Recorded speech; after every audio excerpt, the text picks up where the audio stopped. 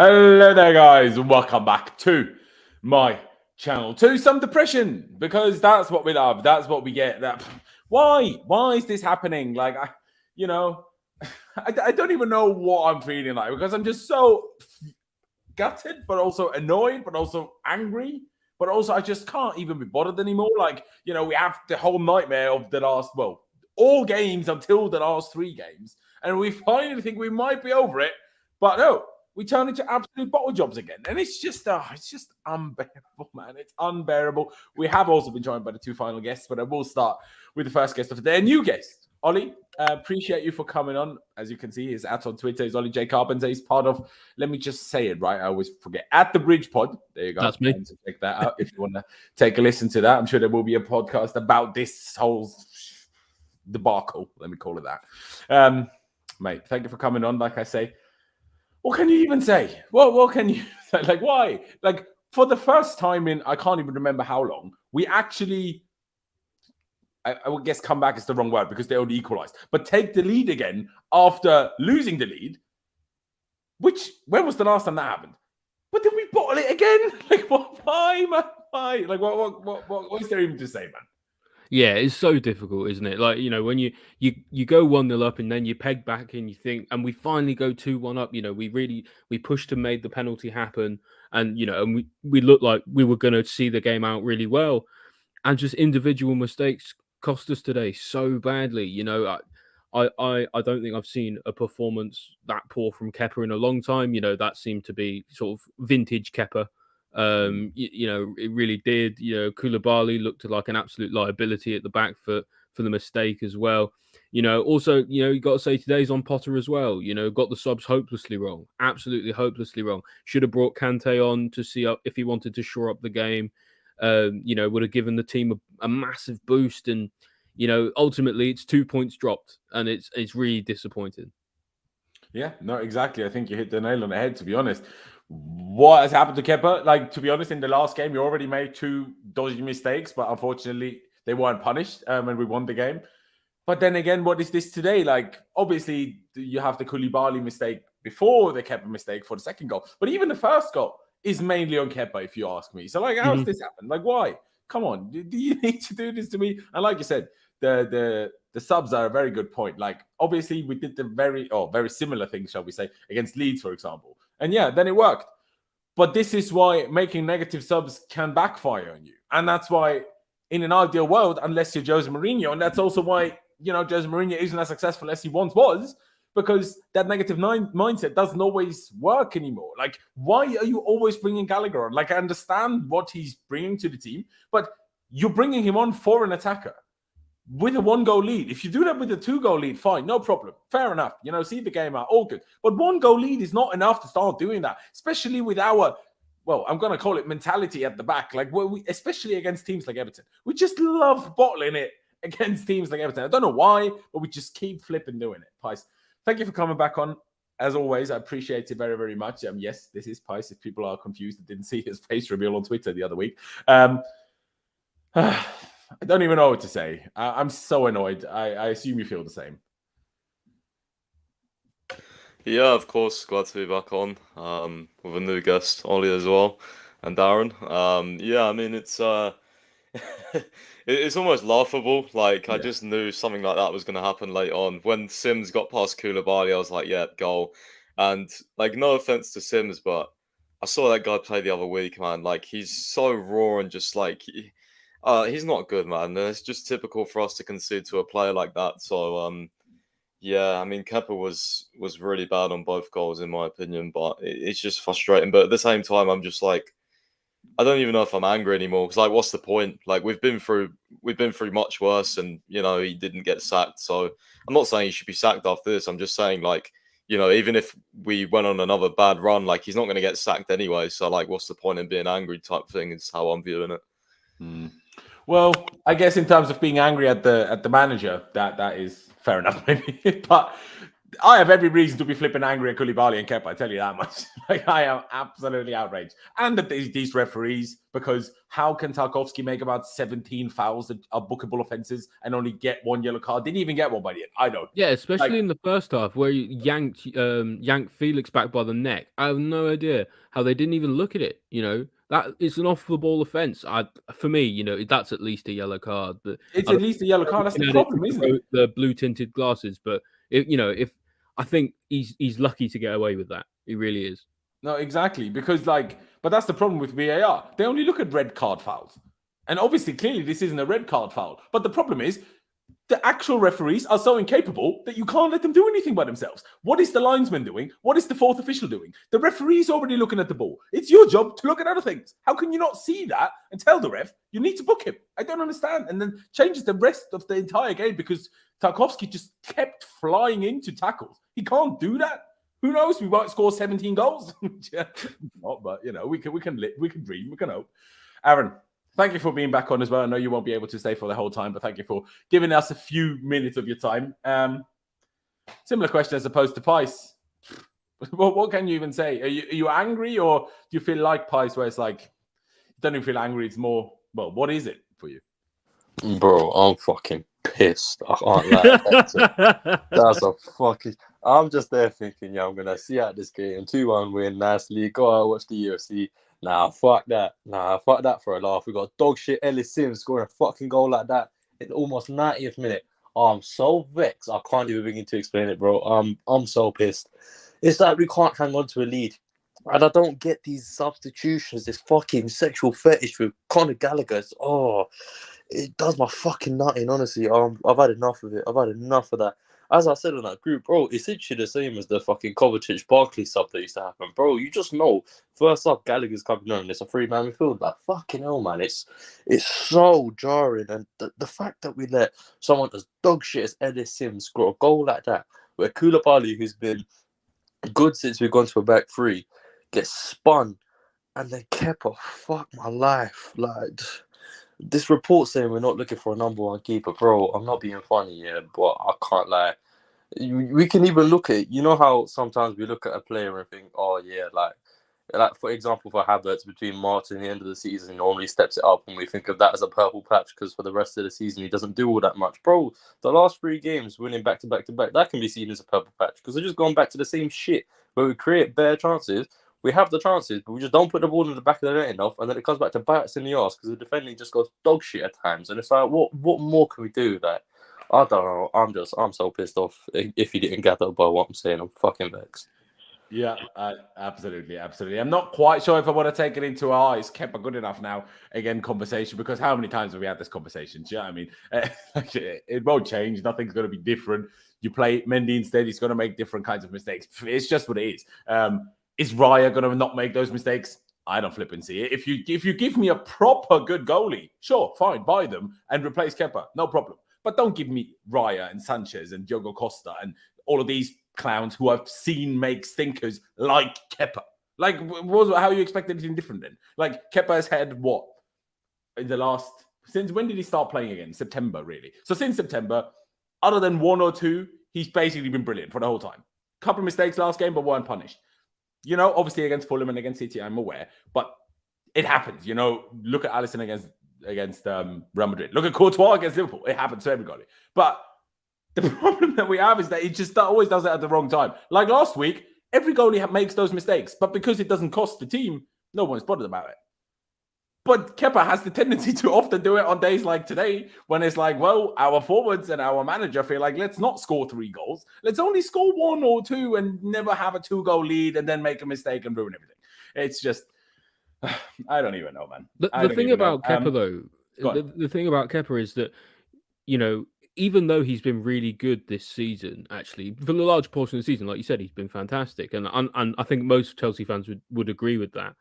But we all know that he's got this kind of stupid clanger, howler mistake in him, and the same with Koulibaly as well. We know that he's got this weird, this weird streak in him that causes him to just make bozo mistakes. And as a result, the back, whenever they're playing together, whenever the ball comes near our box, there's panic because they know, like the rest of our team know, that Koulibaly and Kepa might just make a random mistake and then suddenly we're 1-0 down or we're back to drawing or whatever. So it's so frustrating, having players like that in your team. You need people who you can rely on, and you just can't rely on Kepa, and you just can't rely on Koulibaly long term. Yeah, I mean, maybe not. It's a tough one. I don't know who we can rely on, because you can make that argument for almost everybody in the squad. You can even say about Reece James, because you can't rely on him because you can't rely on him to be fit. Same goes for Ngolo Kante. Like the best players, we can't rely on them to be fit, and all the other players, you can't rely on them to perform. So it's like even Joao Felix, what player he is, but then he might hit the post for 17 times in a row, and then he score once again. But then the rest of the team can't help him actually get proper benefits in terms of confidence boosts out of that, because we don't win the game. My God. Pice, let me take it to you. I'll bring the lineup up on screen now. Because when we saw that team, other than maybe, being surprised that it was Pulisic that started instead of Mudryk or Madueke, I suppose, we were probably all pretty happy with that. Probably all would have gone with a very similar team. What do you think? What's your reaction? In hindsight, I guess speaking is always a bit easier than beforehand, but was it such a wrong decision to play Pulisic over Mudryk? Now, Mudryk not getting any minutes is a whole different conversation. We will have that conversation. But in terms of the starting 11, there isn't that much to complain about. Was there? Or do you disagree, Pice? No, not really. I just think it was mainly the subs that Graham Potter made. I think it was the lineup was okay. I mean, I did say the other day I was wondering whether he would go for a back four, because a back three against Everton might be a bit tricky. I mean, we did struggle to open them up a little bit, but I was only really surprised with Pulisic, because I don't think he'd played that much, and then to come in to start, I was a bit surprised. But yeah, just the subs for me today were just extremely strange, because I thought up until then we actually played all right. There was some moments where we didn't quite get the end product there, but there was some good sequences, and I was actually seeing a bit of decent bit of football. A couple of like wrong decisions, when Felix should have said in James and things like that. But the lineup was nothing really to complain about, to be honest with you. It wasn't. It was pretty much the lineup I would have picked apart from Pulisic. I think we actually did pick this lineup apart from Pulisic. So exactly. And you can't even say Pulisic was bad. He was, unfortunately, he won the strike. Well, Joao Felix was, miles offside beforehand, and if he wasn't offside so much, the goal probably doesn't happen. So it is what it is. But the strike itself was good. Just doesn't help us much, does it? Aaron, I assume in terms of the lineup, you agree though with what Pi said? Yeah, apart from Pulisic, I didn't really understand it because he hasn't featured all that much since coming back from injury. So to throw him in from the beginning seemed... It seemed odd to me to throw him in from the beginning because he hasn't really featured that much since his injury. And then you've got Mudryk, who's literally got his first goal contribution. That might give him a little bit extra to push on now and start getting better performances in. And you drop him to the bench. You give him no minutes so he doesn't come on. And also, free Madueke, man. That brother's just chilling on the bench. That guy does not see the pitch. I don't know what the fuck is going on, but that guy does not see the pitch. So free man. But Mudryk would have been the only start that I would have given over Pulisic, and then maybe bring Pulisic on later on into the game. Yeah, there you go. And also, just another one. Sorry, go on. What is the point? What is the point in having all of this hype about Kante being available in the squad, and then you go 2-1 up and you're bringing on bodies to try and see out a game, and you leave Kante on the bench? If he's not fit enough to play, why is he on the bench? And if he is fit enough to play and he's on the bench, he was warming up in the first half, by the way. You're fully spot on. Like why hasn't he been brought on? When we're trying to see the game out, doesn't make sense. Why have him in the squad at all if you're not going to use him? Like, I get it that you have 5 subs and there's 9 people on the bench, so I get not everyone's going to see the pitch. But when you're looking to see a game out and you've got Kante on the bench, if he's on the bench, he's fit enough to come on. Bring him on. Like, it's fucking ridiculous.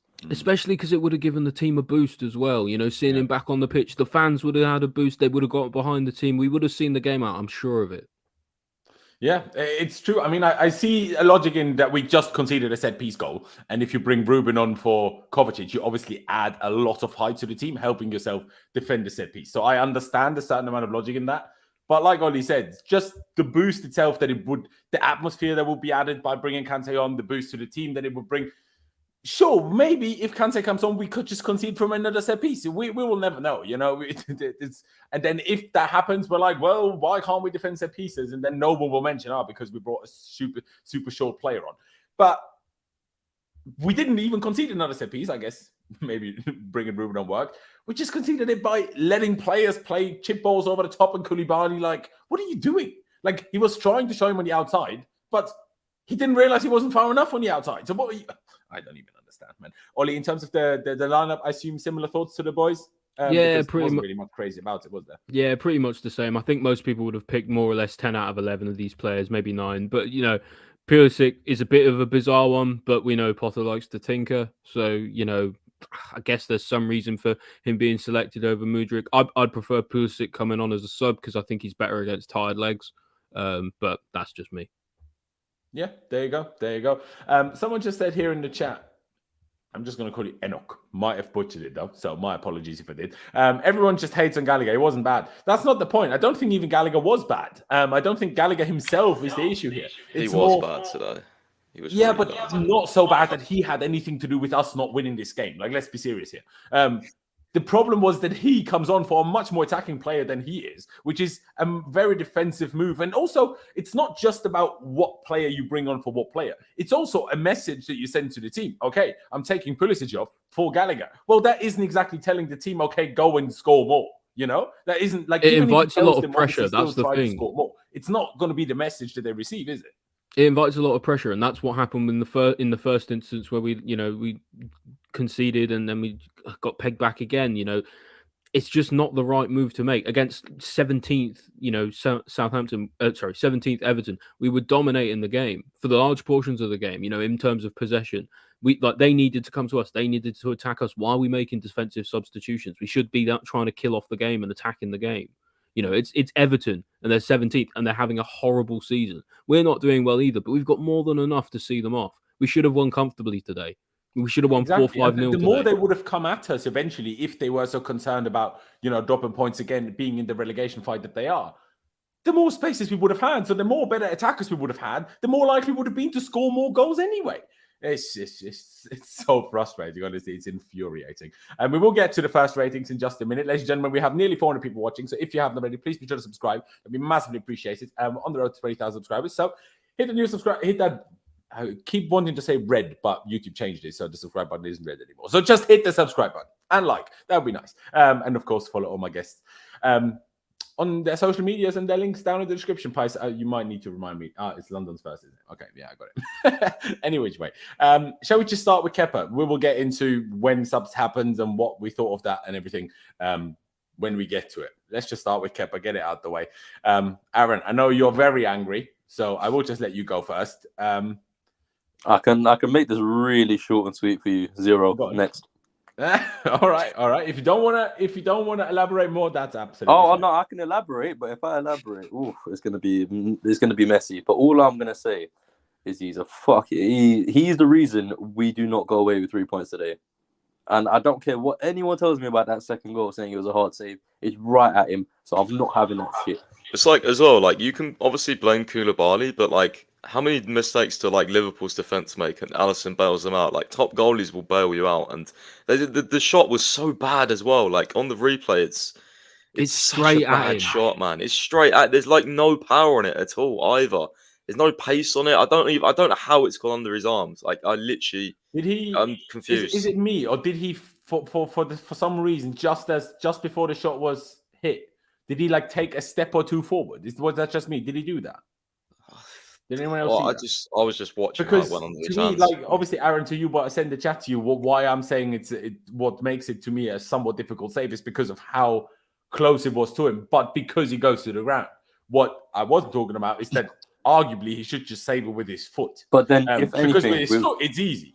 But with what you're saying, with his arm, I understand. Well, if the ball is right where your foot just was, well, it's going to take you a second to get your arm down there. While a little bit further over, the way a human will fall over, it's going to be quicker that way than straight down. That's why balls close to the keeper are often more likely to go in under the arm, because that's just how it works. That doesn't mean though that he shouldn't have saved it. But then think about what you said. You said I literally watched it back. I got it up on my screen at the same time. He takes how many steps is it? He takes 2.5 steps forward. You just said it becomes more difficult because it's close to the ground. If he doesn't take those 2.5 steps forward and he's further back when it's coming at him, it makes the save a lot easier. So he's made the save harder for himself and then fucked it anyway. So Absolutely. that's why I brought up the steps, because I'm like, why are you taking steps? I don't know. Like, what did he expect? I was just very confused about what he did. But yeah, fair enough. Ollie, you haven't been on before in terms of the player race. I'm not sure if 2 mistakes are going to warrant a 0 in your mind, but when we're not happy with players, we do happily dish out 0 sometimes. So if that's what you want to go along with as well, you can, obviously. But otherwise, what would you go for? I'd probably go with the 0 as well. To be honest, I saw nothing redeeming from Kepa's performance today, especially as well. For the first goal that we conceded, why isn't he coming out and commanding his area? He's quite short for a keeper, and as a result, he doesn't seem to be able to command his area very well against the likes of Tarkowski and that. We know Everton have got a lot of big players, and we know they do really well at set pieces. So you got to come out and claim the ball, and he kind of shied away from it, and you can't do that. That's not against a team like Everton, who are focusing on trying to get goals from set pieces. So, yeah, 0 from me today. Absolutely horrible. Yeah, there you go. And it's not even just that he doesn't come out for it. The problem is that he made it even more bad, even just worse, because at the very last second, he decides, okay, I will come for this. But then it's way too late. And if he had just stood on the line, he gives himself a much better chance of still saving it. But because by the time the Doucoure actually hit the header, Kepa was in no man's land where he couldn't save it, and he wasn't close enough to, clearly clear it before Doucoure gets to it. And then he was just in the middle of nowhere. Had he at least, fully committed to not coming out and properly stuck to his line, I don't know if he saves it, but he certainly gives himself a much bigger chance than where he actually was. So even I have to agree and give him a 0. Like, he made 1 save. We're like, what can you not give him a 0 for? Yeah, okay, distribution. But let's be honest here now. He had a better pass completion rate than Kovacic. We'll talk about that one later. Pice, I assume you have to agree with the 0, no? Oh yeah, I mean, again, you can say Koulibaly cost us the game, but Kepa should be saving that shot. Top goalies will bail your defenders out. I mean, just look at Alisson. I think it's a perfect example. The amount of 1-on-1 2 saves. It's not even a good shot, man. Like, fair enough if he bangs it in the corner or something and you can't save it, but then I might blame Koulibaly a bit more. But it's not even and the first goal was actually terrible as well. When I watched the replay, I think the first goal is way worse than the second. He sort of comes out and then just steps back, and then that's when he gets the obviously ball in and goes, then unfortunately Havertz, it went over the line. So it's got to be a 0. Okay? Laurenz, are we able to get out the old poo emoji for this one? No, I won't let you have it. I won't let you have it. He needs more than one real big stinker to get the poo emoji. He had 2. No, not in terms of one stinker per game. I mean, more stinker games. Oh, you are taking the piss. You are taking the piss. Yeah, sorry, bro. I gotta do what I gotta do. I can't. Well, I said if it's Alba though, Laurenz, we're saying something different, aren't we? Of course, because Alba has done nothing useful for this football club. So obviously. Any which way, let's not get too hung up on poo emojis. Let's get to Badiashile, and I've had nothing but praise for the guy ever since he's come to Chelsea. Obviously, he had 2 small mistakes against Southampton, if I remember correctly. Or was it Leeds? I think it was Southampton. Maybe it was Leeds. Regardless, but they didn't cost us anything, and neither, he didn't make any mistakes that cost us today either. But he didn't look as good today as he did the last few games. Maybe other people are going to disagree with this, but I thought that anyway. There was 2 or 3 times where Andre Gray just walked past him as if he weren't even there. And I didn't even understand what Badiashile was trying to do. He was so adamant on not letting him cut inside that he made it so easy for him to run down the line. Now, nothing ever came from it. But you still just shouldn't let them beat you that easily. Shouldn't happen. But in the grand scheme of things, I don't think he was bad. So I'm probably just going to say 6. People are going to say that's harsh. I saw 1 8 here, but a couple of 6.5s and 6s. So maybe it's not too bad. But yeah, I will say 6. Pice, I'll let you go first. Would you agree with the 6? Did you agree with what I said? Or did you not see those kind of moments where he was a bit poor? No, I did. I definitely did. There was one where he got absolutely skinned by Damari Gray, and I think actually Koulibaly cleaned up. That's the most Damari annoying. Gray, not Andre Gray, of course. Sorry. Yeah, that's the most annoying thing about Koulibaly today. 'Cause there was a couple of really good moments he had, a couple of really nice interceptions, and then he just fucked up at the end. But yeah, I would probably say a 6 as well.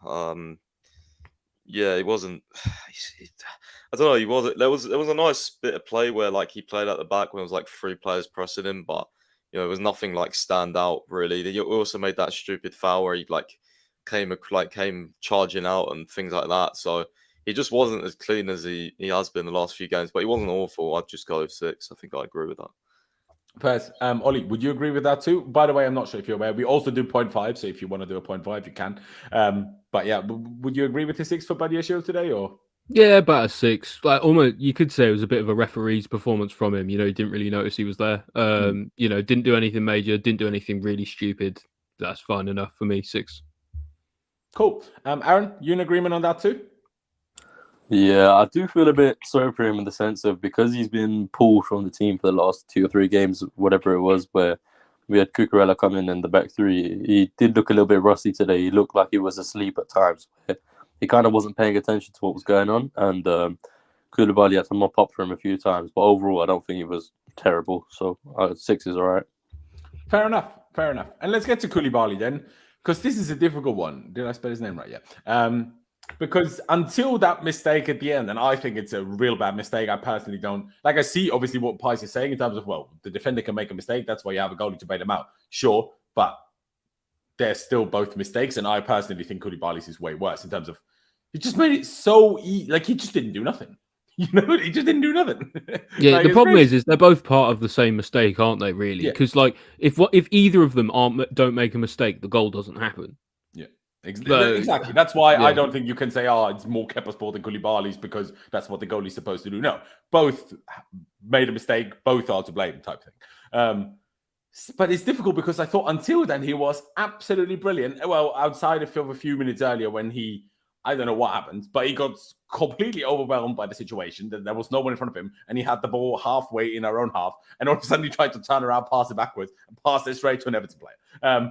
But outside of that, and obviously the goal, he was great, genuinely great. The amount of good tackles he had today was very impressive, I thought. Also some good passing out from the back. So now I'm really struggling with that because I genuinely really thought he was really good until those 2 moments that I just talked about. So now I don't really know what rating I should give it because I was thinking like, at least 8 until those things happened, if you asked me about his rating until then. But then obviously he did that. So do I even want to give him a 6 still? Because it's a bad mistake. But then, I have to be a little bit fair and, similar in terms of how many points I deduct compared to other streams. And I've, I don't know. I'm going to give him, I will say 5. I just, the mistake was so bad. That's too low, isn't it? I'll have to give him a 6. Maybe you guys go lower and that makes it look all a little bit more logical. But I cannot for one mistake deduct him 3 points. I cannot do it. So I will say 6, but it's absolutely fine. Obviously, if you guys go lower, I understand why. You would if you do. Aaron, I'll just let you go first. Koulibaly, do you see where my conundrum is coming from? Or do you just go lower just because of how bad the mistake and how influential the mistake was? I get what you're saying, but I'm a fucking savage, so I don't really give a shit. So you can hold that 5 because I'm not being funny. I get there's a game of 2 halves where the first half he was very good, and I was saying like some of the passes he was playing, the way he was mopping up, he looked very focused, he looked very with it. Second half, as the game went on, they started to drop off a little bit. Then he made that mistake in the middle where he passed the ball away, and it put us in a difficult situation. I thought, okay, cool, just calm the fuck down and don't do anything stupid. And then right at the end, he decides to pull out his bozo gene and co-conspire with Kepa to fuck us over and make us lose out on 2 points. So I think it's more out of rage, but he can hold that 5.5 because I don't really give a shit. Fair enough. Ollie, what about you? Do you see the conundrum as well? How do you, when you do player ratings, whether it's in your mind or telling them to anybody, how do you try to weigh up a mistake or two compared to an overall actually good performance, but then the mistakes were just super influential in terms of costing points? Yeah, I usually judge people by kind of the influence they have on a match, and unfortunately for Koulibaly in this instance, that means that his influence was overwhelmingly negative, especially because of the result in the end. It was a mistake that, alongside Kepa's mistake, led to us dropping 2 points. And that is unforgivable. It's frustrating for Koulibaly because he seemed to be doing quite well in the middle of a back three. And he's quite well protected there because he's got, more competent defenders around him. But the second he was isolated on his own, he goes back to, he reverts to type. And for me, it's just that mistake is unforgivable for a central defender, especially against a player like Sims, who's no world beater either. So for me, I'd be more tempted to give him like a 3 or a 4, probably a 4. Okay, I hear the logic as well in terms of just how they influence the game. I hear that. It just makes it.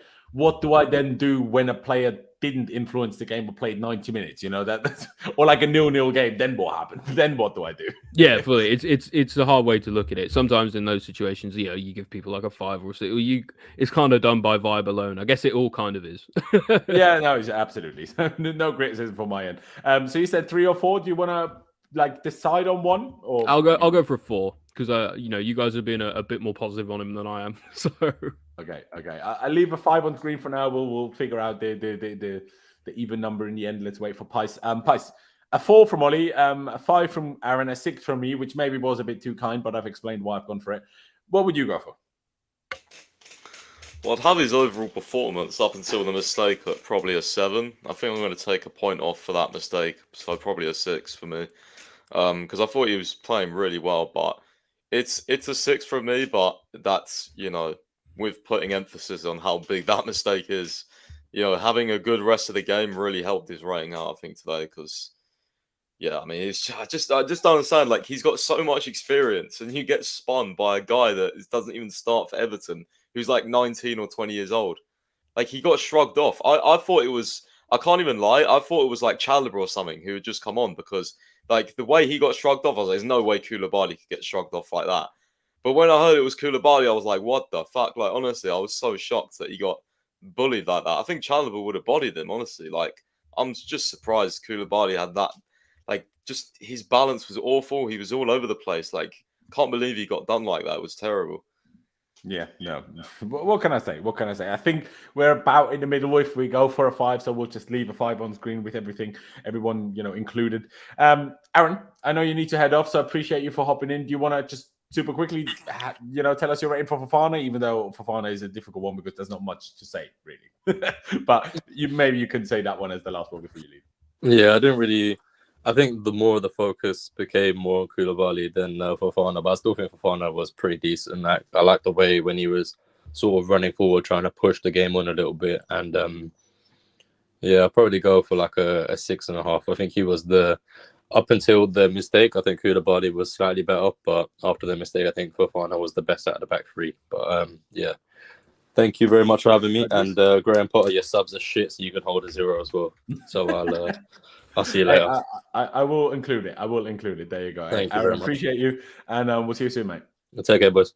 Nice to meet you, mate. We have a super chat as well by Chai Joseph. Sorry.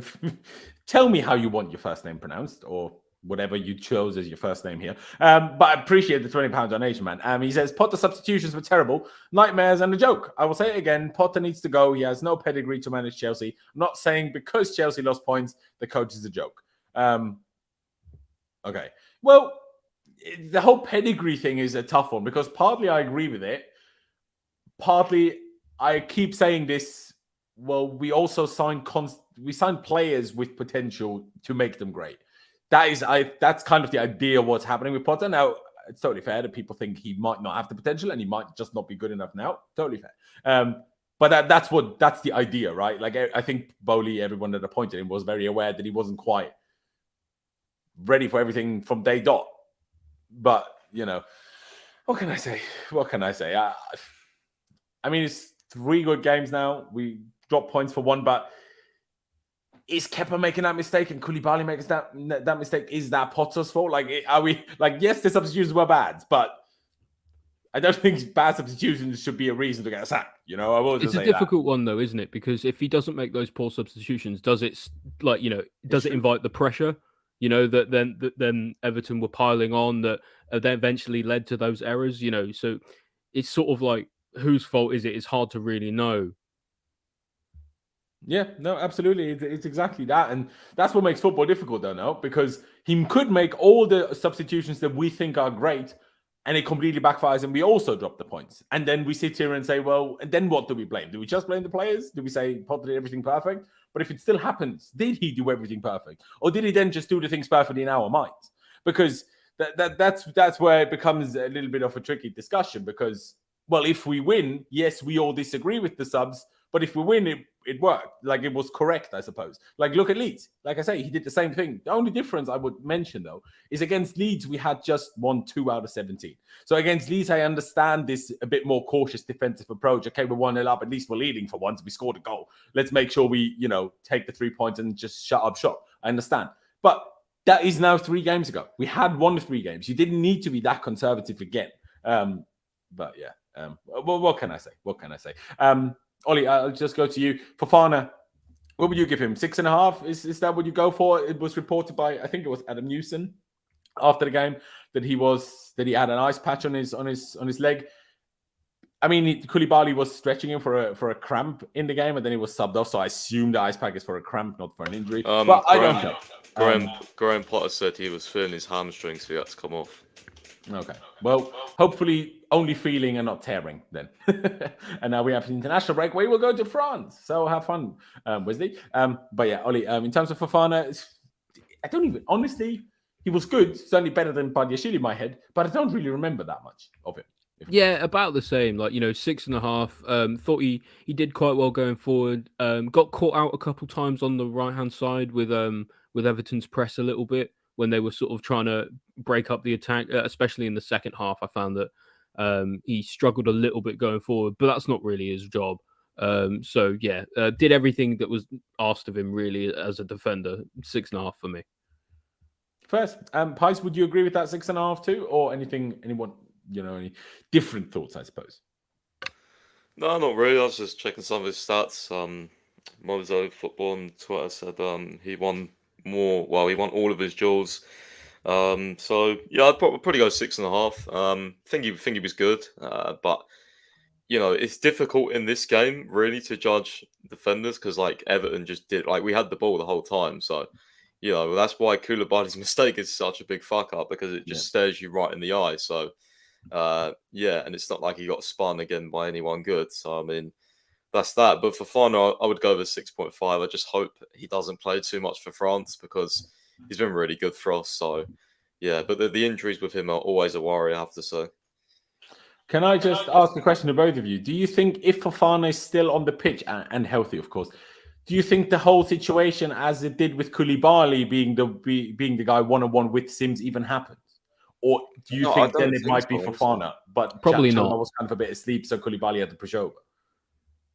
Yeah, probably not. I think if Fofana is on the pitch at that point and he's fully fighting fit, I think he's probably the one who's able to sort of shepherd the player out a bit more. And I don't know, man. We can talk about hypotheticals all day. Unfortunately, it's 2 points dropped, isn't it? No, absolutely. I'm more thinking about did Chalobah do anything wrong? Because it's not a clear and obvious doing something wrong, but it's I still feel like Fofana would have done something though.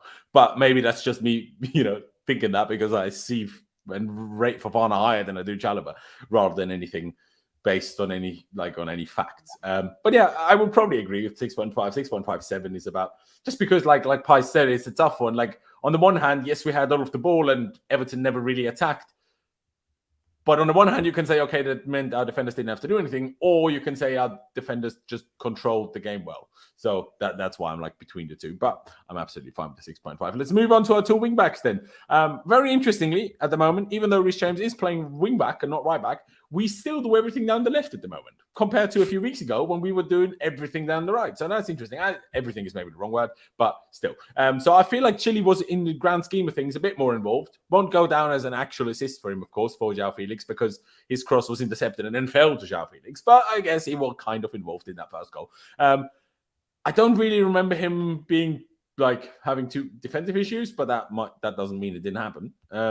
But yeah, overall, I don't really know. Anywhere between a 6 and a 7 is what I would give him. I don't think he did anything wrong. Question is, did he do enough good to get a 7? So if I'm not sure, maybe I should go 6.5 for now. I will look at some stats and maybe that will change my mind. But that's what I'll go with to start with. Pice, would you agree with 6.5? Are you anywhere in the region between 6 and 7 at least? I would go over 6 personally. I don't think he was as good attacking this game. For me personally, it was a couple of crosses. It was a couple of the most chances of the match. 4 chances created, apparently. Well, I need to watch back then because honestly, I noticed at least 2 crosses which went in the keeper's hands. Well, I guess that happened too. Accurate crosses, he had 5 out of 13.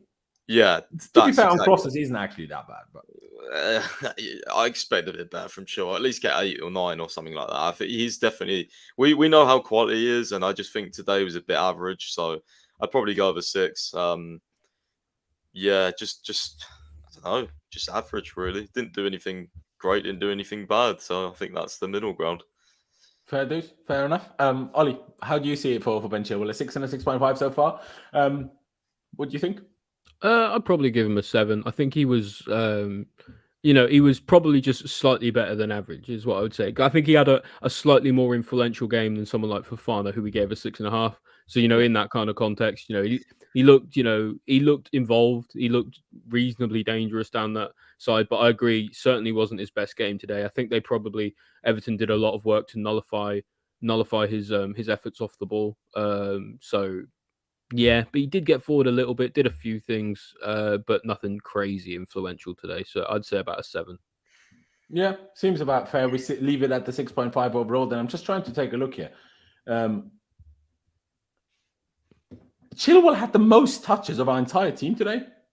That's crazy. How often does that happen? And that's a wing back. 96 touches. So certainly was involved. That's for that. But yeah, 96 touches, and no one else had even in the 90s. So fair enough, I guess. But yeah, 6.5, we'll leave it at that. Let's get to Reece James. Yeah, I don't really know. I don't know if he's still not fully fit or if he's still not fully, still a bit concerned about his body and maybe not going for everything, always full pelt. But then you see him sometimes just unleashing and then you're like, so it's there, but why don't you do it all the time? But yeah, obviously won us the penalty, which should have won us the game. So that was great. He also hit a couple of good crosses, but his cross accuracy wasn't much better than Chile's. It was 4 out of 9. Chile had 5 out of 13, so a tad better, sure, but also attempted quite a few less.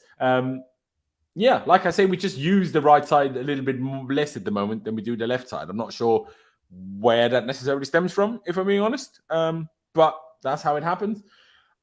Reece James, I guess because he got the penalty, I will give him a 6.5. But without the penalty, I probably would have just given him a 6.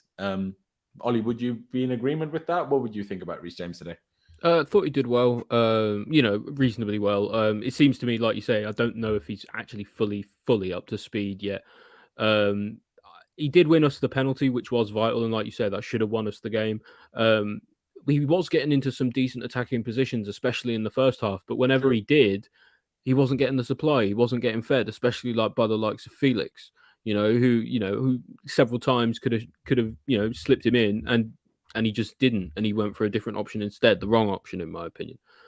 So I'd say, he was getting himself about and he was getting into good positions. Won us the penalty, probably one of our better players today. So I'll give him a 7, 7.5, maybe a 7. We'll go with.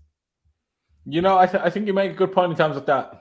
He would have scored had he, been given that ball. At the same time, I would have also said Koulibaly wouldn't make that mistake. So who knows if Reece James actually scores? I don't know. But, it's a fair point.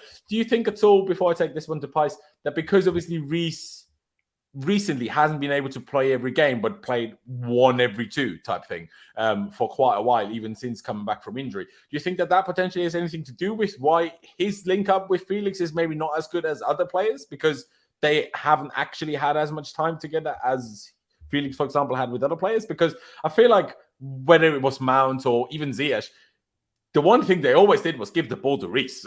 I've never seen a player in our team not give the ball to Reece. So do you think that's at all to do with them not having played together that much? Or was it just a wrong decision on a one-off occasion rather than anything more deep than that? Yeah, it could have been either. Like we know that James is, like you say, James isn't playing every game at the moment because we're trying to make sure he doesn't re-injure himself, especially if he's got, Vinicius, who he has to battle against in a few weeks. So it's really important that he stays fit.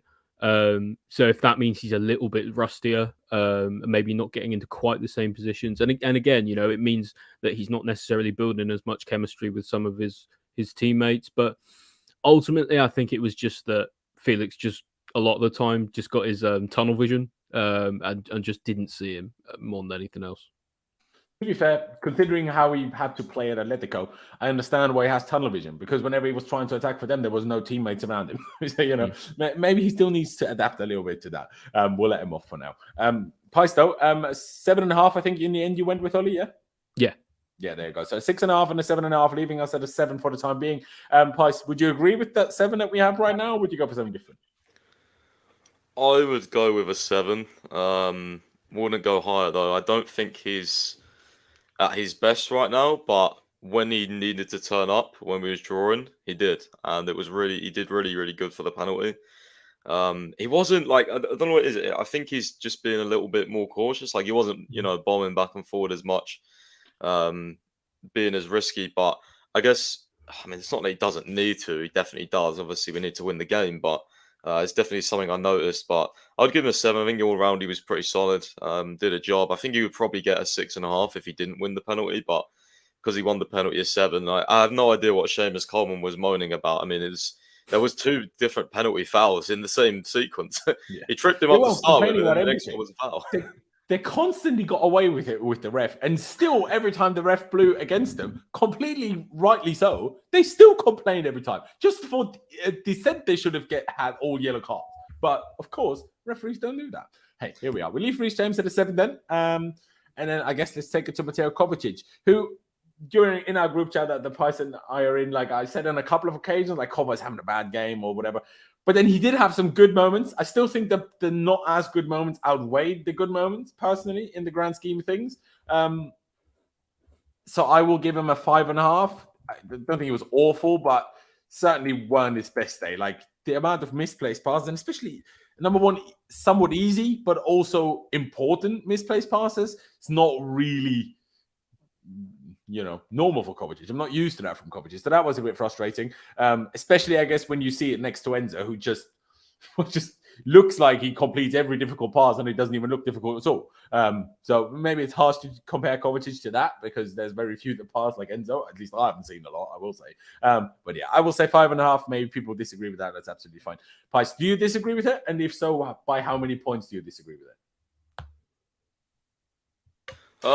I would probably go over 6, to be honest. I don't think it was his best game, but I read something at half time. I think he made sorry, can you hear my WhatsApp fucking thing going off? It's so annoying.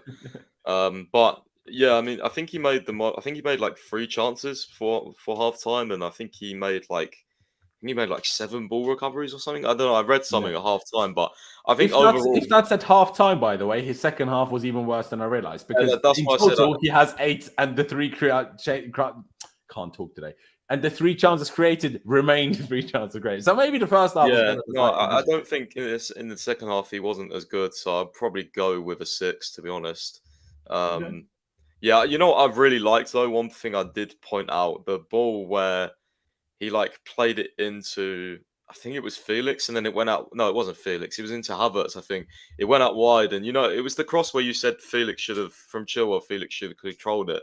That sequence was so nice. Cover looked like he was going to pass it back, and then he just zipped it around the corner, and yeah, well, that was. I wish we scored from that. It would honestly been such a nice goal. I don't think people realize that pass. He literally broke the line completely. It was beautiful, but yeah. That was the frustrating thing about this game as well, because there was 3, 4, 5, maybe a bit more even sequences where I was like, okay, this is really good. Yeah, and then he just didn't have a goal. So, yeah. But we certainly had worse performances that ended up in draws for sure. I still people in the chat, they're like, "Oh, sack Potter out, Potter dips." I understand, especially we're all frustrated because of the result, and obviously we all agree that the subs were poor. But if you're, at least in my opinion, being objective about it, when you compare now to 2 months ago, you see a difference in how we play, and that is a sign of progress. Whether that's enough progress to say, let's stick with this for God knows how long, it's a different debate. But there is still a clear progress happening. I also really enjoyed, I know it didn't work out, but I really enjoyed the free kick routine we had. I feel like we're not a team that do free kick routines very often. And I'm quite a sucker for a good free kick routine. So I quite enjoyed that. But yeah, maybe I'm a bit harsh about 5.5. I might bring it back up to a 6, depending on what Ollie says. And maybe he sways me. Ollie, what did you make of Kovacic and what would you rate him today? Kovacic has a lot of games where he kind of does a few things that are quite flashy and interesting, and then actually for the rest of the game he struggles quite a lot. And I felt like today was quite similar to that, to be honest. And I think a lot of people in the chat will probably disagree with me, and that's okay. I would probably give him a 6 today on balance, because I think he did all right and he was about average. But there was a lot of misplaced passes, especially in the first half, where he was trying to ping balls about, and he was trying to do the right thing. He was trying to do the same thing Enzo was doing. He just wasn't executing them as well. And then the main thing for me as well is obviously neither him nor Enzo are kind of like DMs, or neither of them are defensive midfielders. And as a result, what happens is they get run through in midfield a lot. And Kovacic got really, really hassled in midfield today. And he's quite good. He's very press resistant, so he's able to get out of those positions a lot of the time. But notably, a few times today, the ball was sort of like nicked off him, and so I don't think he was able to quite influence the game in the way that he normally could. So I think I'll give him a 6. Fair enough. Seems reasonable. You know what? Rather than me always going first, Ollie, why don't I let you take charge on Enzo? What I can do, though, is give you a few stats. 90% pass completion. Kovacic, for example, 81. Chance created, he had 2. He had 3 shots, but all of them got blocked. Dribbles, he had 1 out of 1 completed. Kovacic had 0 out of 1.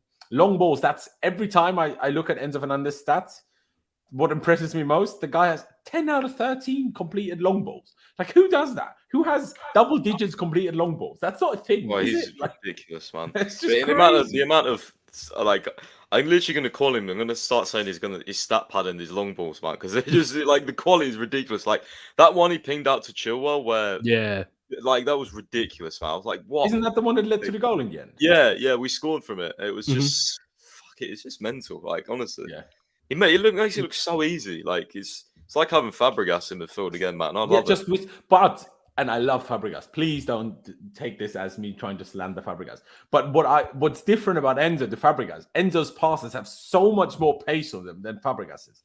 Because Fabregas was just perfect with accuracy. So he could just loft balls places because he was so accurate there was no need for pace anyway. But Enzo has more pace in them. So I feel like especially when it's about switching the play, it's much more effective because obviously the faster the ball travels, the less chance the other team have to shift across, obviously. But yeah, and to finish it off, I was literally going to let you go first, Ollie, and since then, everyone has talked about you, so I feel bad now. But 7 out of 10 ground duels won as well, so I think very good performance. But what do you think? Yeah, 8 out of 10 for me. Probably one of, if not our best player today. Was absolutely everywhere, pinging balls about. Like you say, he's an absolute freak in terms of the way he can just spam his long balls and always get them accurately. Always breaks the lines with his passes, does a really, really good job, always industrious, always works really hard, makes good tackles for the team, always tries as well. I know that's kind of a given in a professional football team, but he always looks like he's trying, which is important. He's almost a bit like Steph Curry, in basketball, where he can just shoot from anywhere, and it goes in the net, basically. And Enzo's kind of the same with his passes, where he can pass basically from anywhere to anywhere on the pitch, and it doesn't really matter because he's going to get it on target every time. I'm very, very impressed. I'm so glad we signed him. So 8 out of 10 for me. Fair, yeah. No, I echo what you said. And Pice, do you echo what Ollie said? Would you go with the 8 as well, or would you potentially go even higher? Maybe. I would if we won. To be fair, and it's not even his fault, but I just think, just trying to think about the other guys, right? I'll go with an 8. I think he was our best player overall. Him and Felix, but Felix messed up on a few things, so.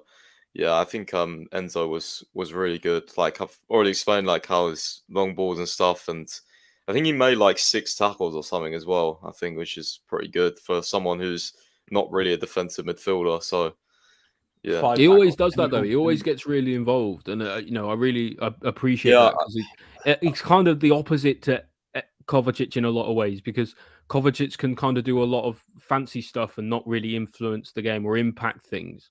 Whereas I yeah. think Enzo is kind of he does a lot of the basic stuff really, really well, and And he's like got a ridiculous Enzo's like pass on him as well. Enzo's like for like how slow he is as well. He's like really like tricky. Like, do you remember that Mhm. that That point skill in the move was naughty. yeah, the skill move, like where he touched it down, and I was like, he ran onto it, and I was like, bro, he's like a snail running onto this, and he won a foul, and I was just like, oh my god, you're too good. I don't know how you got onto that, but yeah, like for his like limitations with his pace, it's really impressed to be honest. Like, because I do think he's quite slow, but you know, he still manages to pull things off and get past players and get stuck in. So I would really like. I would really love to see. Had we not sold Jorginho and Enzo and Jorginho played together, would we still think Enzo is slow, or would we then not think that? oh, I don't know. Yeah, That's Because tough, compared to you know. Jorginho, he's not slow. the But thing is, now that Jorginho is Enzo strong won't. compared to everybody else, he's still quite slow. But it's like Fabregas, isn't it? Like Fabregas was like before he lost his legs, he was not quick, but he was not slow, and then he just got really slow when he's older. So, like honestly, that's such a beautiful comparison. I can't even believe I'm saying this, but it's such a beautiful comparison. Hey, great for you patting your own shoulder, mate. Well done. But yeah, I'm gonna keep it quick. I totally didn't say this when we agreed a fee. Nope. Like it's gonna be the Fabregas pro, but Yeah. shout out to Jem because he was on Enzo hype before me, way before me. So. To be fair, I mean, I can't verify it, but apparently Chelsea all the way was telling us to sign Enzo from River Plate for 15 million, and he got apparently abused. I doubt from us, but apparently from someone that we all wanted Rice. Now, I still think we should get Rice and play him next to Enzo, personally, so we get finally let Enzo attack a bit more and don't have to have him so deep all the time. But, you know, that's a different debate for a different day. But yeah, Enzo 8, I'm fully in agreement. And let's move up that pitch. Now, this is a very, like, I should have brought this up earlier, because it wasn't completely Felix as the striker over to the right. This was very a fluid situation. Like, not Pulisic fully. It was more like Pulisic dropped, and then it was kind of these two like this. And then sometimes Felix was over there. Sometimes Havertz was over there. Sometimes Felix dropped deeper, and then Havertz was here, and it was kind of like this. So it was like a very fluid situation that happened here. But I have to put something on screen, and I can't make them move around, can I? So I have to go with something. So that's what I go for. I think this is what mostly was happening. But yeah, just to quickly clarify this. But let's go with Pulisic first, I suppose. We all said that we were surprised by him starting. He, in the end, got subbed off after 60 minutes, which makes sense because he was out for 2 months and then has only had 2 cameo appearances since then against Dortmund and who did we play? Leicester. He did okay. He did okay. Like, unfortunately for him, the best thing he did was then, you know, disallowed for offside. But what a strike it was. But yeah, he did good. Like, he tried, worked his socks off, to be fair to him. In my opinion, you could still see that he was coming back from an injury, shall I say, rather than that he's not fully fit. Just he lacked a tiny bit of sharpness, I would say. Pass completion is 72%, isn't amazing, but for a forward, it's all right. Successful dribbles, 1 out of 2. Accurate crosses, 1 out of 5. That's a bit more poor. Ground duels, 1 out of 3. It's all right for a winger, I guess. So it wasn't anything amazing, but it wasn't anything bad either. It's a problem because we are also angry about these results, and on the basis of that, maybe all these ratings are a tad high. I mean, I went high. I was considering higher for Chile, but lower for James, I guess. But yeah, in terms of Pulisic, I'd probably give him a 6.5. Do people think that's harsh now? Probably some do, but that's what I will go with. Pice, what would you give Pulisic? See, I think he like had a few nice runs and stuff. I was definitely like he seemed more confident than I thought he was going to be on his first game back, but I don't know whether he did enough for a 6.5. I don't know. I'm thinking more of a 6, but I might be a bit harsh. I'm not sure. Like I think he started off well and then kind of drifted out the game. And I do agree with Ollie. I think he's much better off the bench, but yeah, I mean, a lot of our players are, to be fair. It's nothing to be ashamed of. But for his first game back, I think he was good, but faded out. So I'm probably going to go for the 6. But I wouldn't be too, disappointed with the 6.5 because I think he could go either or. I just think he drifted out a bit. Yeah, nice finish though on the offside goal. But I mean, I don't even know why he even shot. Like Felix was like 50 yards offside. I would have just touched the ball and just shouted at Felix or something. I wouldn't have even shot, bro. Like I Just turn around and kick it at him. He was so and we have the far first bust up on the pitch. Everyone's like, Potter's losing the dressing room. Yeah. But Richard, I appreciate the donation first of all. And he says Pulisic gets an 8 for almost having his head replaced. Oh with the ball. shit! Yeah, I was like, rest in peace, Pulisic, when that happened. Yeah, to be honest, that might explain why he kind of faded out of the game. The man might have a his concussion. head was probably a bit sore after, to be fair. Yeah, it's a good point. Ollie, I gave a 6.5, even though I fully see Pice's reasoning for maybe more of a 6 rather than a 6.5. What would you give Pulisic? Yeah, I think do you want to give him an 8 for getting his head? It's tempting, but no, I think I'd probably agree with Pice. I think I'd give him a 6. And I think actually a lot of people might think that that's a bit harsh, but I think he did actually really well, considering the fact he's been out for a couple of months. It's been his first start, and he looked sharp and he looked lively. He didn't influence the game as much as I would like, but he did look kind of up for it, which is more than we've seen in a lot of other players over the past couple months. So especially in your first game back. So yeah, I'll give him a 6 on balance. Yeah, all right, fair enough. This 6 wins over the 6.5, no problem from my end. Of course, Richard, again, appreciate the super chat very, very much. And then we also have another super chat by no one. Great name, that, mate. He says 18 points in 18 games. Dortmund did a huge favour to our rivals. Well, that's one way of looking at it. But at the same time, I am angry about today, but all of us agreed that the Premier League doesn't matter anymore, basically, for the last month. So, let's not lose our shit constantly when we then don't do anything in the Premier League. Because we all agreed it doesn't matter anymore. Now, I know because Newcastle won in the end. But there was a few teams ahead of us that are dropping points. So you could maybe argue if we went on this outrageous run, maybe we could have still had something to do with the top 4 race.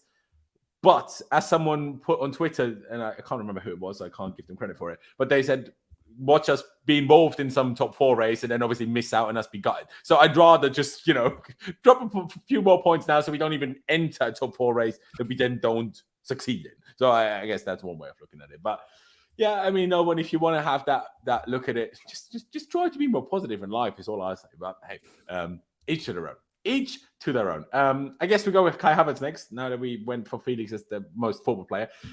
Scored his penalty, big penalty in a way. At the same time, also not. But in terms of the reaction, you see all of us, how annoyed we are, how the reaction of everyone is. So in terms of that, in terms of the pressure of the reaction of the fans and the media, it was a big penalty and he took it, well, scored it. It's going to take me a little bit of time to, well, who knows if he's going to stay past the summer and then take any penalties going forward from there. But I got used to Jorginho's penalties, the way he takes them. And also I got used to the fact that he always scores, pretty much. It's a shock when he doesn't. But now this is a new situation. I know Havertz has a great record, but I didn't watch all of them, did I? So every time I see him step up, I'm like, shit myself, especially because last one he missed the first one and then got lucky and got another one. But he did take it, so fair enough to him. It's a weird one for him because sometimes Kai has games where you're like, well, he wasn't really involved, he didn't really get the ball, and then you have to debate, well, is that his fault or is that the fault of the other players that didn't create for him? Didn't create more for him. Because he was loads involved today. How many touches did he have? 49, which for a striker, or even though he didn't fully play striker, is a lot of touches. Accurate passes was 27 out of 32, so 84% shot accuracy is 4 out of 5. But the only problem I have is with a couple of his headers. Now, one header he got on target, but way too close to the keeper. And the one that really annoyed me was the one at the very end, when a cross comes in, and as he's about to head it, for some reason, he turned his head away, and the ball hit him on his back. I'm like, bro, why are you turning your head and your back when we're drawing and we have one last chance to get a goal? I don't understand why he did that, what was happening. I don't understand. Also, when we had this counter-attack and then he ran on the right-hand side, slowed it all down, and then instead of crossing, he just shot straight at the keeper from a ridiculous angle. So I don't understand what he was doing in that sense. So all in all, because of the penalty he scored, I guess... Well, I was going to give Pulisic a 6.5. So I guess on that basis, I should give Havertz a 7 because I was going to give him 0.5 higher. But now that Pulisic got a 6.5, maybe I'll just... got a 6, maybe I'll just give him a 6.5. 6.5, 7 is what I'm thinking. Maybe I'll change it depending on what you guys say. But yeah, the aerials is 3 out of 4. Ground duels is 3 out of 9. That one's not that amazing, I will say. Dribbles, 1 out of 3. I guess it's all right. At least he completed one, unlike Kovacic. Sorry, Pies, I need to have a few little digs. But yeah, I'll say 6.5. Pies, what would you say? 6.5 with the penalty, maybe 7, maybe 6? What do you think? I think 6.5 is about all right. He wasn't as good as he was in the last few matches, but it was a good penalty, a big moment. Didn't miss the first one like he did against Dortmund. I think Conor Gallagher nearly encroached as well. I think that's what CFC Daily was saying. So thankfully, he didn't have to retake it. He probably would have missed the second one this time. That's how it usually would have gone. But good penalty. But other than that, wasn't really that influential. One of the headers he had was quite hard. It was quite far out. But late on, I thought he could have scored. I'm pretty sure he was on the end of one of the crosses from Reece James, and just I think. Did it go out for a corner and it wasn't a corner or something? Like I thought he could have attacked it more, but yeah, I think that's the one I'm talking about where he turned his back. I think. Yeah, like I was just like, come on, like especially big moments, like you scored the penalty, like. But it is what it is. Yeah, interesting that he wasn't playing up front either. Keeps playing out on this sort of right inside forward position, but yeah, probably 6.5, I would say. Fair dues. Ollie, as I take it to you, Richard, appreciate you very much for becoming a member on the channel. Ladies and gentlemen, if you want to become a member as well, it's a join button underneath or link further down in the description if you're in your phone, because for some reason, the YouTube don't put a join button there for mobile devices, even though more than half of the people that use YouTube use mobile devices. Why would you do that? I do not understand. But hey, here we are. Would you agree with 6.5 for Kai Havertz? Would you go for something different? What would you say, mate? Yeah, about 6.5 sounds fair. Penalty was good. And like you say, it was an important moment of the game. Definitely needs to be doing a little bit better aerially for me. Especially with that one header that you had that went straight at Pickford. You've got to push that either side of him, really, because you had a chance for it to go more, it was more or less a free header, really. And you've got to be doing better with that. He had a fair few kind of half chances where maybe he could have done something, but he was more making the right decisions than he was making the wrong ones. He was just kind of, other than the penalty, not all that influential in the game, I thought. So yeah, I think a 6.5 is fair enough. Fair dues, yeah. I mean, it seems reasonable. I've got a stat for you now that the commentator, we're talking about during the game, and I'm going to be very intrigued whether you think this is now surprising or whether you think this makes total sense. So apparently, Kai Havertz has the fifth highest amount of headed attempts in the Premier League this season, only behind Haaland, Kane, Mitrovic, and someone else, I forgot now. But anyway, he was 5th. So, and that to me is surprising. He's not even like we all say, he's not a striker. And then he has the 5th most amount of headed attempts. Now, that might be just because we cross the ball into the box all the time, though. Yeah, no, exactly. Exactly. We do a lot of crossing into the box. And for me, I find it a bit confusing why we cross the ball into the box all the time when we've got like Sterling and Felix, half the time as the only players in the box. And I'm thinking, well, they're hardly going to, like leap like a salmon and smash in a bullet header, are they? But I don't know. Maybe they probably know better than I do. Well, or maybe they don't, because I feel like this has been an issue for us for God knows how many years. Under Conte, under Sarri, even I remember it like we had Tammy up top. It was on the Lampard. I'm talking now. With Lampard up top, we play cross after cross after cross, and all of us got annoyed that Tammy, especially at the time, really was particularly great in the air. We bring Giroud on. What happens? We stop crossing. I'm like, why? I don't understand. And the same thing happened under Conte. I guess it's kind of a problem that comes with the back three. You're gonna cross a lot because you have those wing backs, so you might as well, because you get those players into great positions and then they have to cross because that's the best attacking move for them to do. But the problem is an out-and-out striker in a 3-4-3 doesn't work because when you only have 3 out-and-out attackers, those all need to be very mobile, and out-and-out attackers as strikers usually aren't. So then you cross a lot, but you don't have an out-and-out striker, which means you don't score as much from your crosses. So it's like, back three. My love and hate relationship with the back three, man. I don't even know. But yeah, we leave Havertz as a 6.5 and we go to Joao Felix. Finally scored today. Still had to bloody make sure he hit the woodwork anyway. But hey, as long as he goes in, I don't really care. Hit the woodwork every time, Paul. I care. But score every time, please. But yeah, overall a good performance, I would say. Obviously, we all agree that he should have that pass, cross, whatever you want to call it, to Pulisic early in the first half when we had one of our best attacks in a while. That was played so wonderfully.